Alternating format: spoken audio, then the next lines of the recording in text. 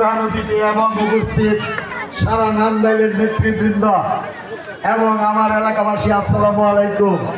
আমি শুধু একটি কথা বলতে চাই, তা হলো এই চরের মানুষ আজকে আমরা সকলে ঐক্যবদ্ধ হয়ে বাংলাদেশ জাতীয়তাবাদী দলের পক্ষ থেকে আজকে আমরা একটা সুন্দর সমাবেশ নান্দাইলবাসীকে উপহার দিতে পেরেছি বিধায় আমি সকল নান্দাইলবাসীর পক্ষ থেকে, চর এলাকাবাসীর পক্ষ থেকে সবাইকে ধন্যবাদ জানিয়ে আজকে আমার বক্তব্য আমি এখানে শেষ করছি।